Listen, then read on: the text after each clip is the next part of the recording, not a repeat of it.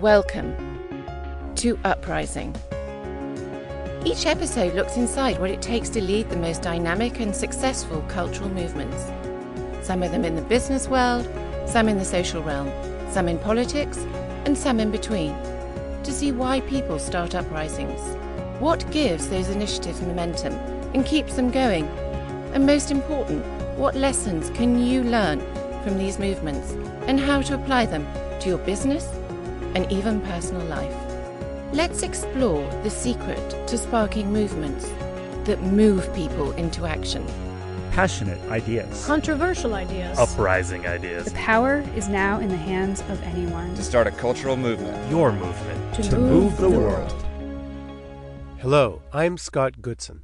Donald Trump made a decision to do something that is almost as old as the United States of America. He began the quest to become the president. It has been a campaign unlike anything we've seen before. He's psyched out his opponents. He's outwitted the GOP. He's ignited a massive movement of followers across the country that continues to gain steam, feeding off fears and insecurities. At last reckoning, he seems unstoppable.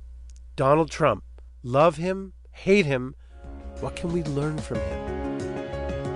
Okay, how do politicians market themselves to attract followers and fans? Well, that's exactly what Charles Rosen does. One thing Charles also focuses on is social entrepreneurism, and he employs a large number of former incarcerated men in Newark, New Jersey. People like Charles Rosen genuinely know what people across this country are feeling. Charles has worked in so many political campaigns across the country, and he kind of knows what he's doing. He thinks Donald Trump has changed political marketing forever. When I was in Iowa in 2007 or whatever for Hillary, and I was canvassing with General Clark, with Wesley Clark, and we went to a trailer park, and we were talking to these people, and this guy welcomed us into his house, and I've never seen a human being live in such squalor, and he didn't have a job, and it was the dead of winter, and he was in his underwear, and he had no teeth, and he said to me at one point, he said, you seem like a nice young man. You tell me one thing. You want me to go to the Democratic caucuses? You want me to stand for Hillary Clinton? You tell me what she's going to do for us, the middle class. But it was this sense of American exceptionalism, how we think about ourselves, who we think we are. And I think Donald Trump has played right into that. He is so proud to come off of his private jet to a funder or his helicopter and talk about his homes and his business success, because we want to see ourselves that way as Americans.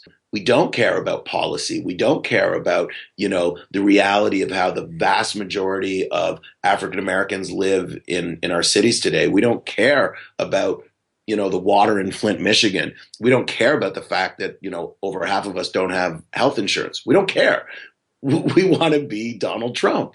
So yes, of course, he's built this perfect brand that, again, to me, typifies the American dream. And what do you think about his celebrity status, where, even if people are shown his flaws, he doesn't seem to taint him. Well, yeah, taint because his brand. I can be as flawed as I am, right? I can have a ton of failures, and yet I get $10 billion and a beautiful model wife out of the deal, right? That's how people see him. They're like, well, because I know I'm flawed, and yet I could attain this. So sure. And I think, again, when you're talking in ideological terms, when you're resonating only at the symbolic level, the details just aren't part of the evaluation process. It's just not. So yeah, he's built a perfect brand for this. And we all say, none of us think he went into this to want to be president. We all think he went into this to build the greatest branding campaign of all times. In the end, he is just the greatest brander of them all. And he started that way, and now he's bought into his own shit, which is even better, Now he can't step out because this thing's got momentum. He's going to wake up one day and be like, oh my God, I have to be president of the United States. Maybe we're living in this era of reality television. It was like that movie a few years back with Jim Carrey. The Truman Show. Truman Show, yeah. Yes. Yes. Where we've become a society of reality television. Yeah. And so our primaries and our election in the end will be a reality show. So that's what people expect. They don't expect pleasantries. They don't expect sophistication. They expect men to talk about their the size of their The size heads. of, it all started, I guess, with the Paris Hilton, phenomenon. But we have celebrity in this country rooted in nothing other than celebrity, right? You're famous because you're famous. So is this a new political reality? I mean, is this the political reality show as a strategy for how politicians need to seek office in the future? I do not know anyone more equipped to be president of the United States than Hillary Clinton. I don't know anybody who is more driven by public service than Hillary Clinton. I actually believe the Clintons stay together as a couple, have done all the work that they've done because they are more interested in serving the people than themselves. Now, I'm not saying it doesn't come without massive Machiavellian, kind of notions.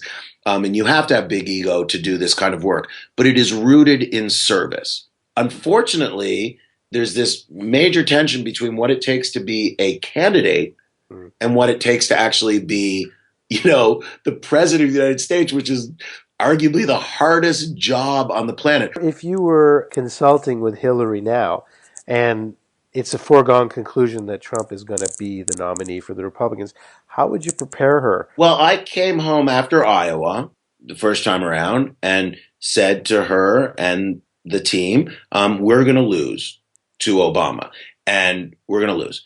What I saw, and I can take you through this story if you want later, the precinct that I was running in Sioux City, the doors at 6:45, the doors close at 7:00, but at 6:45, the doors burst open, and there's this parade of people of every color and age and music, like it was like a TV show, all coming to stand for Obama. And I look over at my tables, and I've got, all the people that we cleared out of the nursing homes, and we're feeding them tea and little sandwiches.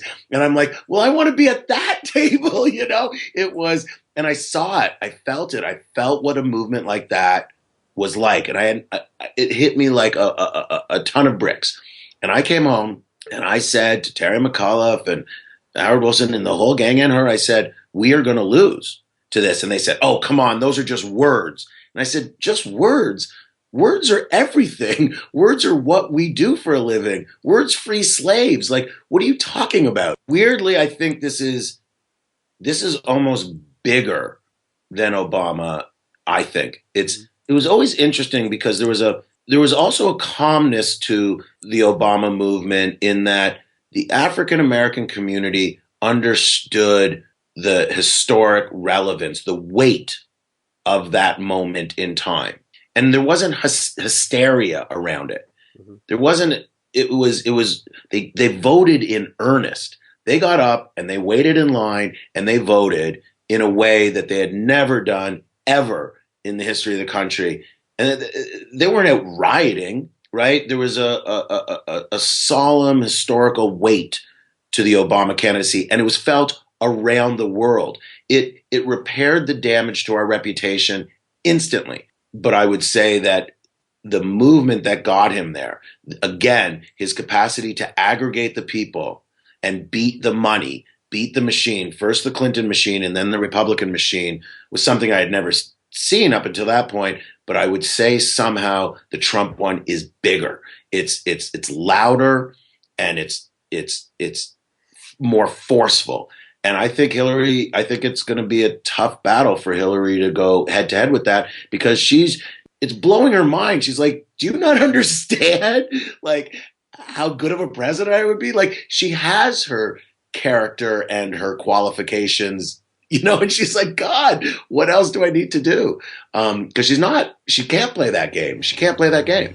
There's a great quote by Victor Hugo, which goes something like, all the forces in the world are not as powerful as an idea whose time has come. So is Trump really just a crystallization of how everyone is feeling, like Obama was? Yeah. I mean, when did this start? When did this movement start?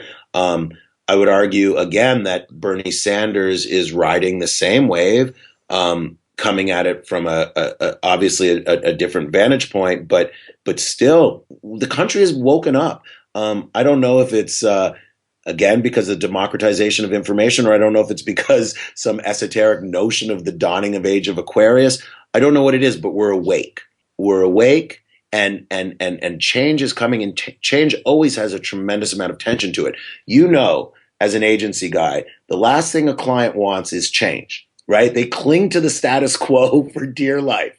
You, as the head of an agency, your goal forever has been to shift public perception of something, of a company, of a brand, of an idea, right? So there was always this basic tension that I'm sure you felt every, new business pitch between, your goals of creating change and getting excited about that tension lives in it, and a client just clinging to their job. So change always has this tension to it. And I think we're maybe just at the beginning of it. I don't know, but he's tapped into that in a big way.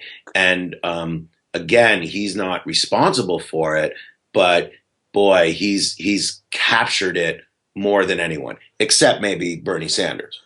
Scott, I'll tell you, it was interesting when I was in my race and I was told that I had to go in front of AIPAC because I was this, very presentable Jewish candidate. And I said, I don't want to. So I got back in the car with my campaign chairman, who had been chief of staff for two members of the House before me. And I said, Mark, tell me what my job is. Like, if I'm actually elected, I'll do what I have to do for the campaign. But if I'm elected to the House of Representatives, what do I do for a living? He said, well, you're in D.C. 2 days a week. I said, 2 days a week? Where am I the other 5 days? He said, well, you're home in district raising money, and you're at least 3 events a day. Wow. I said, oh, so I made a joke. I said, oh, so that gives me 2 days a week to do the work of the people? He said, no, wait a minute. He said, it's illegal to raise money on Capitol Hill. So we have a call center set up, and you, as a junior member of the minority party, will spend a minimum of 2 to 3 hours a day in a call center dialing for dollars. So I said, how the fuck am I supposed to know what I'm supposed to vote for? He said, every Monday morning, there's a piece of paper on your desk. And you go down to the floor and you vote the way that piece of paper tells you to, and then you go home and raise money. And I said, I don't want the job. And I quit. The point is, we are all calling for systemic change. Bernie Sanders and Donald Trump have tapped into an anger and a fear and a frustration that is real. The question is, can they do anything about it? I don't know. Thank you for joining our Uprising today and listening to our show. If you missed the show, or if you want to find out more about who was on, or if you want to learn more about how to create your own Uprising, please go to uprisingmovements.com.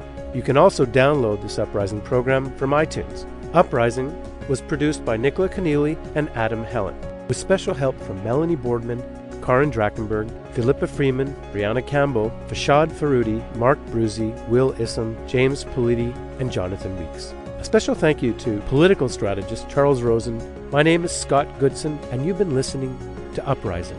What we can learn about movements and uprisings that are shaping our world in business, in society, and in between. For more on cultural movements and movement marketing, be sure to pick up a copy of the best-selling book Uprising, How to Build a Brand and Change the World by Sparking Cultural Movements, available on Amazon.com. Music for Uprising composed by Charles Duchateau.